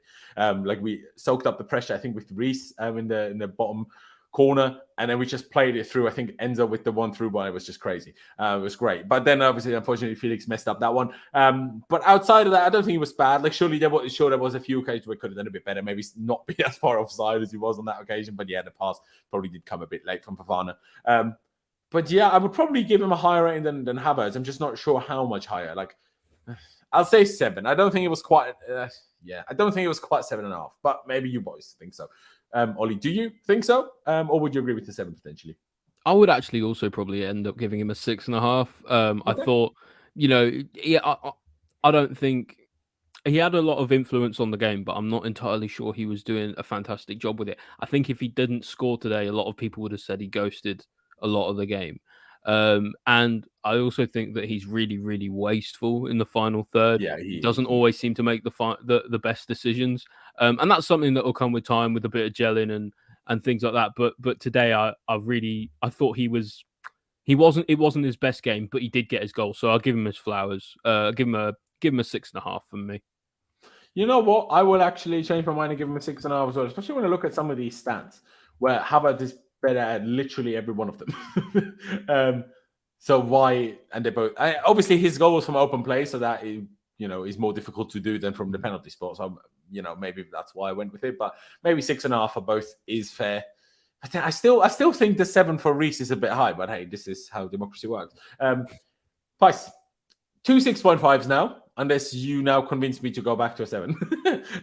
What would you go for? Well, I'm thinking 7, but I also know that he did, there was just so many situations, or quite a few anyway, where he could have done so much better. So it's like, how does that balance out? Like, the one main one was where he took that shot for me, where he should have slid Reece in, and but there was also a couple of others. But yeah, he was in down on the right hand, on the byline on the right, and instead of doing a flat cross, he does, or a shot, he does this weird cross that gets chipped onto the roof of the net, and it's just like, what are you doing? Yeah, I saw that one, but the one I meant was where he tried to play it across to it was like a 2-on-1, and the Pulisic role. Yeah. If that's Mount, I'm going mental. So I've got to be, really, I've got to be consistent.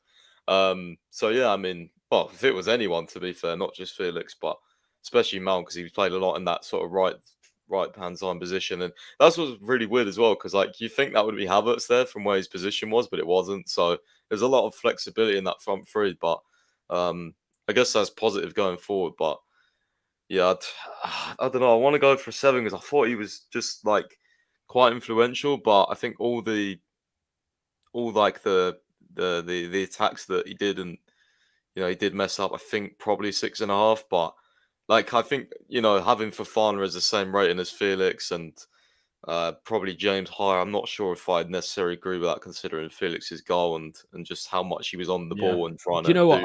I'd be willing to upgrade Felix to a 7 for that turn he did. Yeah. Okay. Just for that, I agree, because that was. I think maybe that just pushes it over for me. Yeah. Bro, I need to make a fucking LA comp with that. Just put that first clip. It was ridiculous. Yeah. I want to watch it back. It was some Cruyff turn on. Yeah, it was ridiculous. And Cruyff turn around the player. That's insane stuff. But yeah, no, fair enough. I absolutely take it. Let's give Felix a 7. Fair enough. Hey, we have to give him credit. As much as I always criticize him when he keeps hitting the flipping post or woodwork, he scored today. So, fair play to you. But he did hit the post and he scored. Yeah, exactly. Hey, it seems like 2 for 1. Do you know what I mean? He satisfied his OCD. Maybe as a woodwork OCD, maybe, before we know.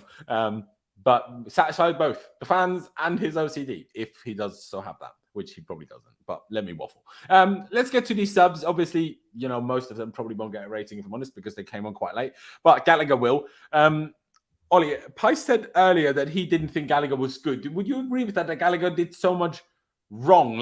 To me, when Gallagher was on, it was such a cagey game. And one thing, and people will take this as me trying to defend Potter again, but the slightly problematic thing about the whole subs thing. Now, Gallagher is a bad sub, and we all are in agreement with that. But the problem was after that, then we concede. And then before he even really had the chance to make any other subs, I was thinking maybe bring on Cucurella for Badiashile to be more aggressive. Don't even change anything drastic. Just let us be more aggressive from there. Maybe bring Kante on for midfield, of course. Just to, again, give us the boost like you were talking about, Ollie. bring on like a Mudryk for some extra pace, blah, blah, blah. Like, do those things. But then before he ever had the chance to that, we got the penalty and scored, and we're 2-1 up again. And then we made some more subs to, again, see out that 2-1 lead. And then we conceded again. Now, obviously, there wasn't a lot of time left. So even if those subs hadn't been made, it probably wasn't enough. Well, realistically, we probably wouldn't have still won it after that. Of course, we could have, but realistically. But yeah, I do think that the timing of goals, even our own goal in terms of the second goal, kind of went a little bit against changing things, whether tactically or just personnel-wise, in terms of being more on the front foot. Would you at all agree with that, Ollie? But then let's take it to Gallagher, because his sub happened before that. Yeah, I think it probably was, partly that the subs happening in, you can't really account for when the subs happen in a game necessarily, because you can't account for when goals are going to happen necessarily either. So you have to just react to what is in front of you. You can't predict stuff.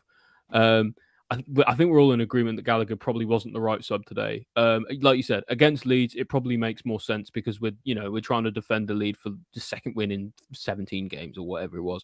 But I think someone wrote in the chat earlier, and it really made sense, is you don't need to shut up shop when you own the whole street. And it makes a lot of sense because we were really dominating the game, and it seemed like if we had actually pushed for another goal, we probably would have gotten it. And killed the game. So bringing Gallagher on really seemed like the wrong choice. As for Gallagher himself, he was very involved, as he always is. But for me, he wasn't really doing a lot of the right things. I think a lot of the time he kind of gets put on for the sake of energy and for running around a lot, against tired legs, which I do understand. But I think in the game, it was actually quite tactical towards the end, and you needed someone with a little bit more technique than Gallagher could provide. He was, he's not the strongest on the ball. He had one really nice little move where he sort of beat a few players down the left-hand side and got away. And then he immediately, when he was one-on-one with a player to make a cross, he just passed it straight to the player's feet, more or less. So he doesn't seem to always be making the right decisions. And I think Potter is kind of using him as a bit of a crutch, and I'm not sure it's helping him. And I think today it probably ended up inviting more pressure than actually, the benefit that he provided. So I think I'll probably give Gallagher about a 5 because I think he struggled more than anything. Okay, fair enough. I think in terms of what you were talking about and when to bring him on and how to use him, I think in away games, maybe this is much more. I don't know. It just feels like it's home. Like you said, in terms of owning the street, maybe at an away game, you kind of don't own the street. So the whole thing makes more sense again. I don't know. I just felt like in an away game, this whole idea to do this with Gallagher just makes more sense than it does in a home game. Yeah, in a home game, you don't need to implement that kind of siege mentality, and especially because we were dominating the game. It seemed that, like Richard is saying here, is every time that we get the lead, we always seem to go defensive instead of staying offensive, and that is what happened today. We keep trying to shut up shop when we've got a lead because we're trying to protect the lead, but actually a lot of the times the best defense is a good offense. Do you see that coming from a player's thing, that they subconsciously do that because maybe still being scared of after the bad run not winning? Or do you think it's a manager thing? Because I wouldn't really say that we did that under Tuchel. So I don't think it's... Yeah, I think it's a manager thing. I think it's Potter trying to protect his lead because I think he probably understands that his job is still not entirely secure. That's kind of the way I see it, and that he really wants to be pushing for these results. But I think... and I think he thought in his head that this worked before, so it'll work again. And it just didn't work out because it invited too much pressure. So ultimately, it looks like you said earlier, if it works, it looks like a genius move, and when it doesn't, it looks amateur hour. And this week it was just the wrong choice. Yeah, no, I agree. Because I agree in terms of when Potter makes a change, that is clearly then Potter sending that message. But I feel like because we scored and we didn't bring on Gallagher instantly after. So there was still a few minutes on the pitch where the team just started to drop and be less aggressive and gave Everton the ball more. And that's why I'm not as sure if that's to do with Potter. Because, we complain about Potter not shouting enough instructions. So I can't really imagine him shouting, be cautious now, So that's why I'm like, unless this is a pre-planned thing, as soon as we take the lead, we sit off a little bit for at least 5 minutes to see what Everton maybe do in terms of now that we've scored or whatever. That could be the case, but it just feels like to me at least, it feels like a subconscious thing of the players that, okay, we scored. Now it's almost like either do they take a breather or do they just get a bit scared of losing it again? I don't know. I don't know what it is. But Pice, do you agree with Ollie's 5 for Gallagher? Would you go potentially even lower?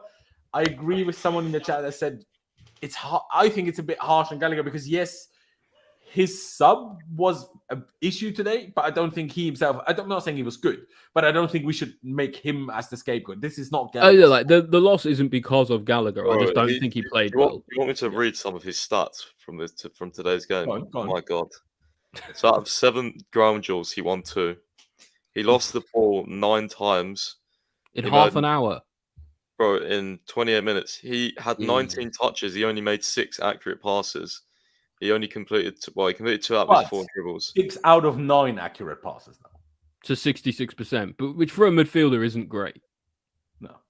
19. Is he playing as a midfielder? I don't even know what position he plays when he. In the end, I think he was part of like a flat midfield 3 with Loftus-Cheek. But I don't know. Yeah, the ground duels is a thing. The only thing I will like. Who else has 7 ground duels in 28 minutes? That's the only thing I'll give him, because that's kind of what he comes on for, to be in those duels, because most of our players just... I just say, why if the plan is to sit back or just go to free midfield, why is Zakaria not being brought on? Why he wasn't even on the bench today? Like, that makes no sense to me. Yeah, if that's the approach, he seems really disjointed. Like, it's just weird, man. Like, I don't know, like, some of these selections, just who he decided maybe it was, weird, maybe it was Kante or Zakaria, and they, and as for who gets picked, but surely, like, if you again it goes back to not bringing Kante on either. Yeah, all this hype about Kante's back in the squad. We can't wait to see him back on the pitch. He doesn't even get 5 or 10 minutes. Like, what's the point in, like, he was warming up at half time. Like, he was warming up before half time. And it didn't really show he was warming up for the rest of the game. But, like, I just don't see the point. If that's Costa Zakaria's place in the squad, then that's disappointing. Like, Chukwuemeka, I love Chukwuemeka, but, like, you're bringing him on. Like, really? Instead of Zakaria? Like, if you want to defend the lead or something, like, why would you not bring the more defensive player on? I don't really understand that. Like, that's what I think. Like, I'm not as fully sure. Like, obviously, he was off on the left a lot, but I'm not as fully sure if it's a flat midfield 3. I think the whole point of Gallagher is... And no one else, Mount, I guess, would if Mount is fit. But if you bring on Zakaria, who then does the job that Gallagher is supposed to do, where I think off the ball, it's a midfield 3, and on the ball, he's supposed to push in, create a front 3 again. Where I get that. I think Zakaria is really good at so if you bring on Zakaria, who will do that job? But like, the thing is, I think we can disagree that the plan is good. But if that's the plan, who other than Gallagher can do that plan? That's currently fit. I think Zakaria can do it better, because I think he's good. Kante can do it. To push up and make it. Kante was warming up for most of the game today. He could have done it. Kante at 70% is probably better than Gallagher at 100. Yeah, but not pushing up and creating a front 3, like in terms of like filling in as like a 10 or a wide. That's what I'm trying to like. Again, but Gallagher isn't all that good at that either.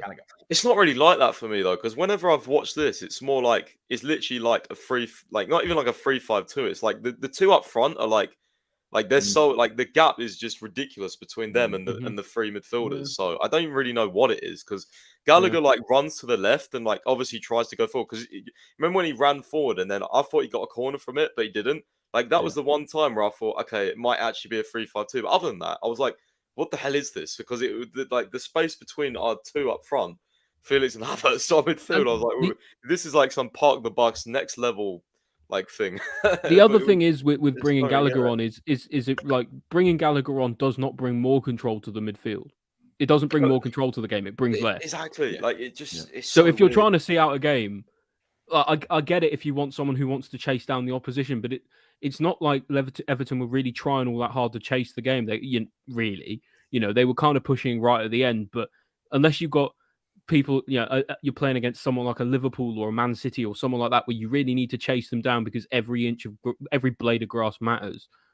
That's kind of when you need Gallagher. You need someone who can cover that ground. But I think we needed to just shut up shop today and adding Gallagher into the mix. People kind of laugh and say he's a bit like a golden retriever. It was the equivalent of like chucking a dog onto the field, because he just chased everything. Yeah. And I still think when Mount is back, because I don't see Mount starting still, Well, with the whole contract situation is a whole different debate, and let's not get into that today. We have an international break, and I need content, so I can't cover everything in a bloody post-match review here. But if Mount's here, then Mount comes on for this role anyway. How Mount deploys it differently to Gallagher is a whole different question, I guess. But Pies, quickly, I'm not sure if you ever said, what rating would you actually give Gallagher in the end? I would give him like a 4, honestly. I thought he was really bad. I thought like holding on to the ball was just horrendous for me. So, yeah. His technique is very I was probably going to agree with the 5, so I guess we sit at a 4.5. Sorry, Ollie, were you trying to say anything? No, I think it's just important to say that, like, again, just because he's the lowest player on this thing doesn't mean we think he's the reason we lost. It's just that he probably was. Well, Kepa has 0. So, yeah, okay, apart from Kepa, he was kind of the reason we lost. But, in terms of outfield players, like, he wasn't the reason we lost. It was just that he didn't really do enough, in what he needed to do, and he failed more at it than he succeeded. Yeah, no, I am in agreement with that. Just super quickly, I need to talk about this. And I don't even, if you boys obviously want to add them to this, fair, but you don't have to. This needs to stop, Logitech. Yeah. You've been in the chat for a long time. I appreciate you for being a viewer and everything, but this needs to stop. Fofana played in the under-21s yesterday and got hooked after 70 minutes. He was poor.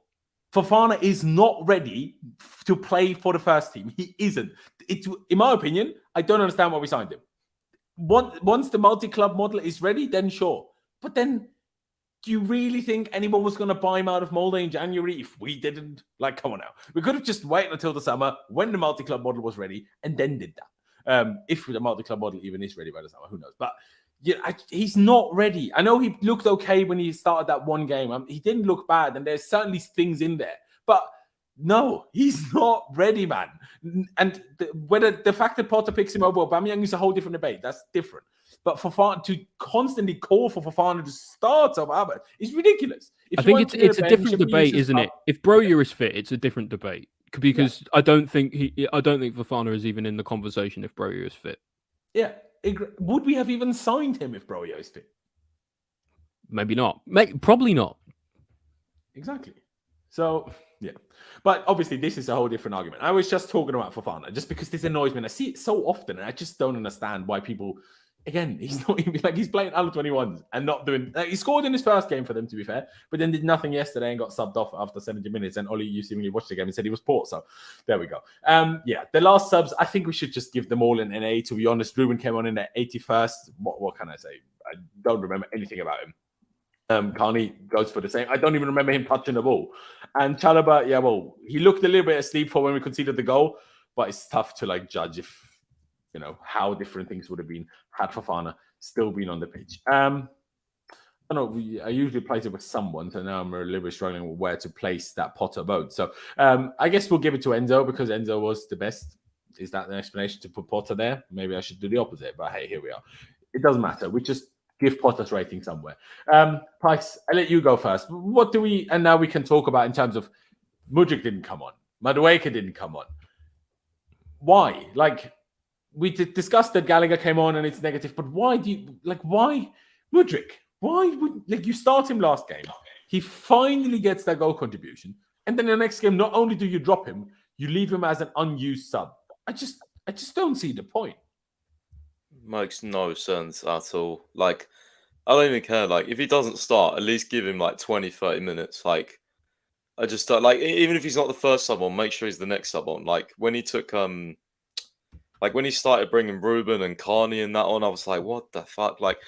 On the basis of it, I understand because obviously they're tall players and stuff, but did you have to only be that... Ruben would then make sense? You can still bring on Mudryk for the other guy. Yeah, do you have to be that and I guess Fofana has to come off whatever, but do you really have to be it just seemed negative to me. It was we was 1-0 up and it was almost oh, is that it then when Gallagher come on? So that's the sort of reaction it gave me because I was I didn't really expect us to attack anymore. I knew exactly what the game was going to be like. I felt like we just invited pressure. And if we knew that, the players knew that, yeah, and Everton knew the that. Players are going to know this as well. So I just, what? I'm actually a fan. Well, not a fan, but I'm more open to doing these type of subs when you're away from home.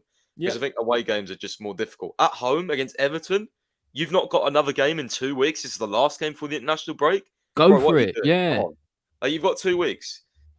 Leave it all out there. Win the game, please. Like, don't have to be this negative. Like, it's not like we've got another game in 3 days. So you have to rest Mudryk. Like, no, we've got 2 weeks. It's just strange. It's strange. I don't know his reasoning, but I'm not the manager, so there could have been a reason. There you go. It I would love. seems This weird is on what the I would face of love it, to man. just ask a manager these types of questions. Yeah, Yeah, like just why X player over Y player? Like why this Yeah. over that? And obviously, it's all kind of part of the complex kind of ecosystem that a manager kind of has to worm their way through at a club. But when things seem obvious to us, you got to question whether it's obvious to them, right? Exactly. Yeah, I It's mean, like this is because obviously I think we Madueke is all another agreed weird that one as how he well. handled Cucurella and even Koulibaly to an extent. I know obviously today he had the howler, but in general that whole leaving them out and when he brought them back in clearly worked. But then when he did it with Cucurella, he left him in the team and left him to soak up that extra bit of confidence now that he had a bit of better form. Now I know Mudryk wasn't amazing against Leicester, but he still got the goal contribution late on, and he obviously scored that offside goal, and he was only ever so slightly offside. And I think that was more Enzo's fault than Mudryk's fault. I think the pass came a tad late.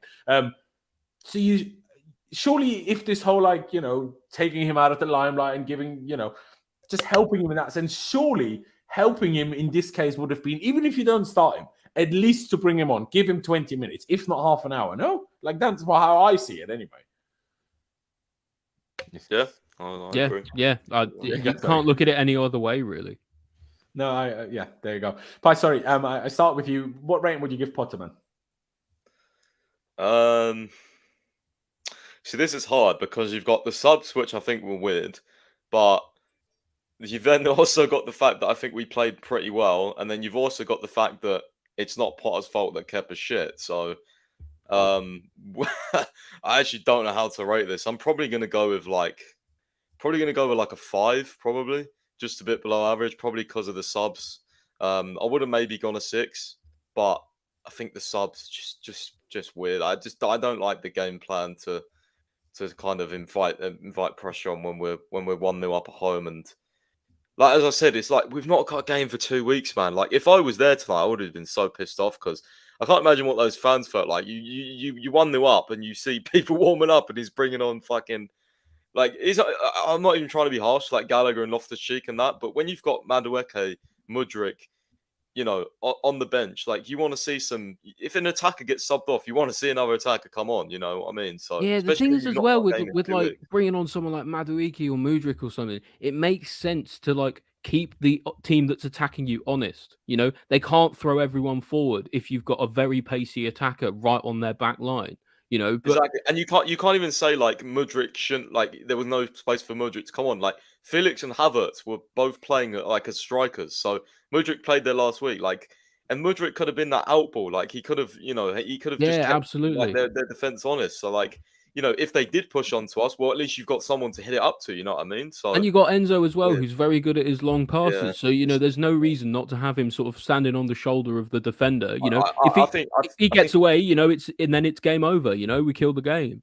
I think we give it, a few more matches. We got 9 games in April. I want to see how much Mudryk features because I think that's going to tell me a lot.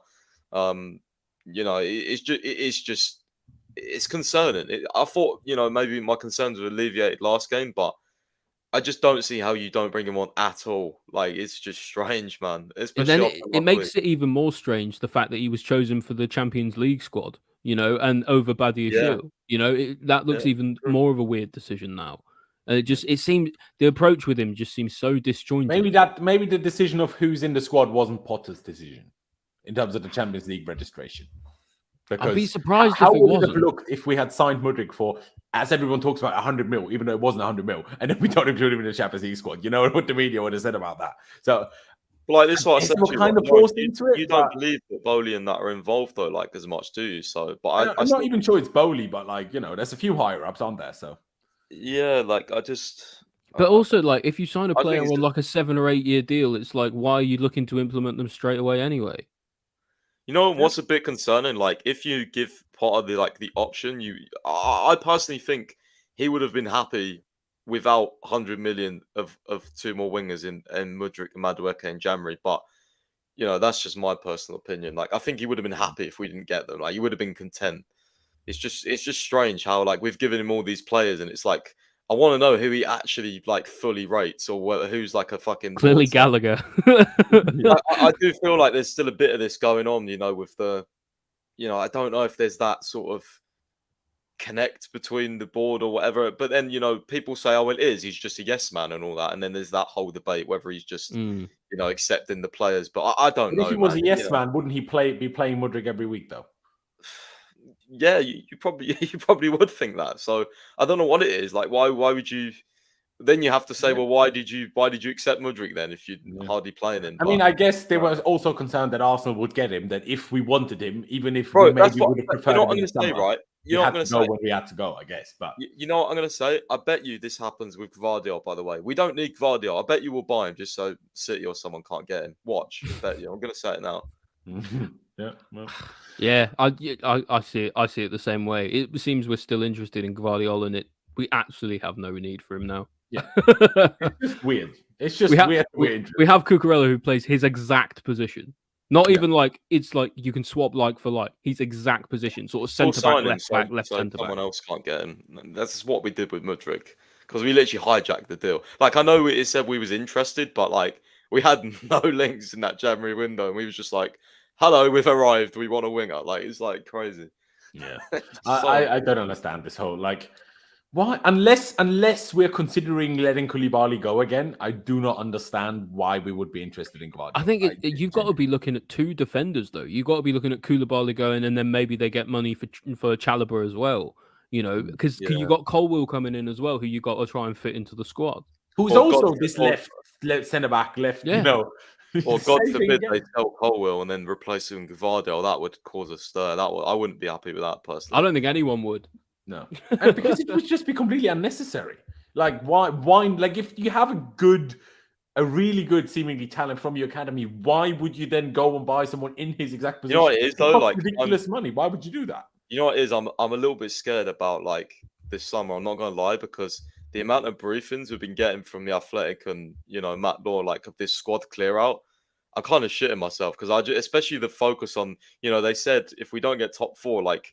The focus is going to be selling on all the academy and homegrown players. So, like, I'm planning for Gvardiol not Gvardiol, for Colwill next season. I can't wait to see him. But who knows? Like, him and Chalobah might be sold because that's 70 million or whatever of pure profits. Like, I'm kind of scared for the summer. Like, it's more likely Mount's going to go, I think, than anybody. Well, yeah, but you know what I mean? Like, if we sell like him, Gallagher, Chalobah, like, that's a lot of money there, but it's also a lot of homegrown players you're losing and players that understand Chelsea. Ruben potentially as well. Yeah, I'm a bit worried about the summer, man. I can't lie as well.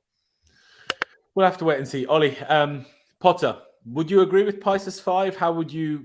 Because I see where Pice is coming from. Like we weren't awful. It's not Potter's fault that Kepa can't save anything today, or that Koulibaly gets done one-on-one by Sims. Someone earlier was talking about why are we blaming Koulibaly because it was Chalobah's fault for even forcing Koulibaly into that position. Even if that's true, Koulibaly is a top centre-back, or so he should be. He was still in more than enough of a good position to deal with Sims and not let him go past him, regardless of whether Chalobah should have done better to not put Koulibaly in that position in the first place.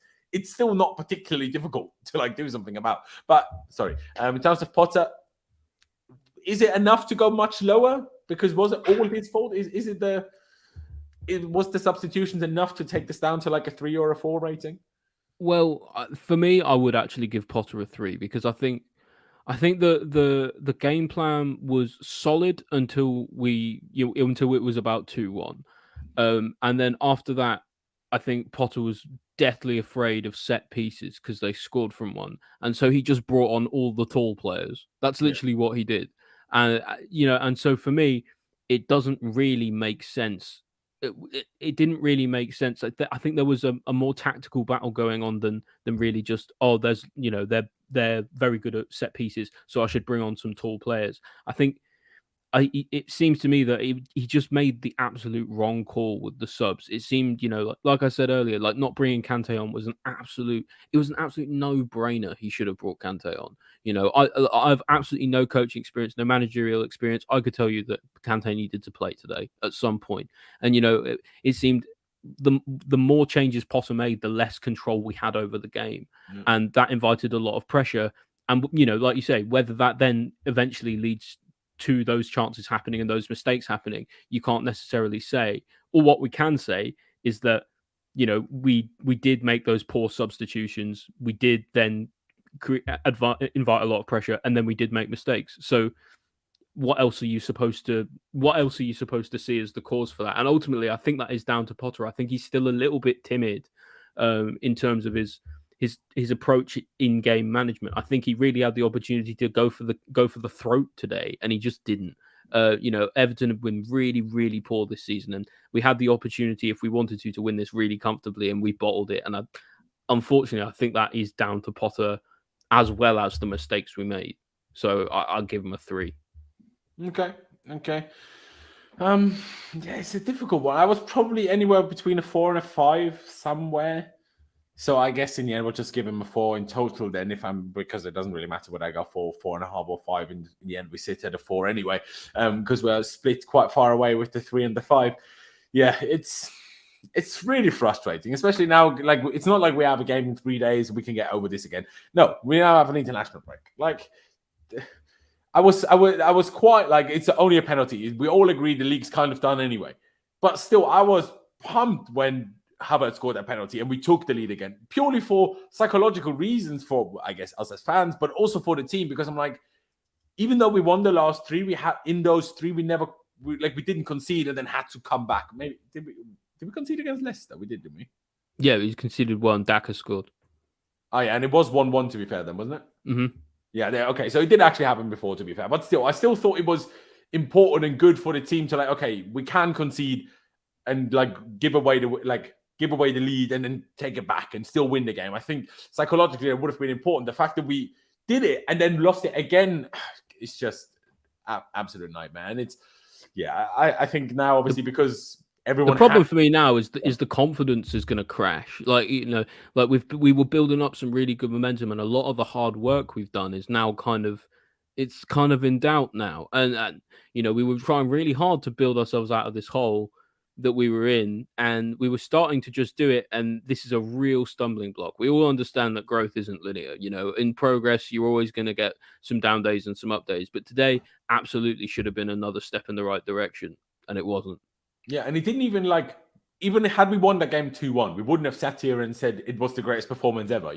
We all would have said, well, why did we have to concede that 1 goal? And then we needed a penalty. Like, it still wouldn't have been the best game of all time. But that 2-2 really killed things. And I hope that, well, the team's obviously, I guess on the one hand, you can say that because all of the players are going into national duties now, they can think of different things and we can come back, and then the Everton game isn't really so much in our minds anymore, I suppose.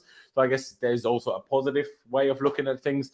I'm just worried about injuries, man. Like, like Fofana going out for France with already, apparently he's got a thing with his hamstring. I mean, who knows? Maybe they will pull him out of that now if he. Yeah, it's just, you just worry about which crucial player for us is going to get injured on international duty. There always seems to be one or two. There's going to be one, bro. There's going to be one. I'm shitting myself who it is. My money's on Enzo, I think. Oh, don't even play that, bro. If he gets injured, just fucking end the season. Like, honestly, like, he's the only one giving me some fucking joy right now. Please, like, come on. Yeah. Oh man. Yeah. Hey, here we are. I think this is about everything we've got to talk about today.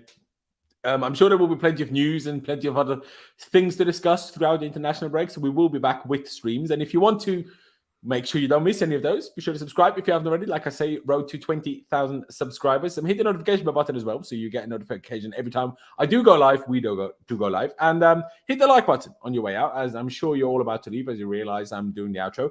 Hit the like button on your way out. Just one click of a button doesn't cost you any money or any time. And it helps me spread these streams and videos out to more people. Please do check out the links to my wonderful guests down in the description below. Pice's website has had a rebrand from Chelsea FC 365 to London's finest. So link, I haven't actually changed the link, I'll be honest. I need to change the link. I'm not sure if the old link still works. London's first, not London's first. London's first, sorry. I butchered it. London's first team, bro, in London to win the Champions League. That's the obviously meaning behind it, if you don't know. But yeah, no, makes sense.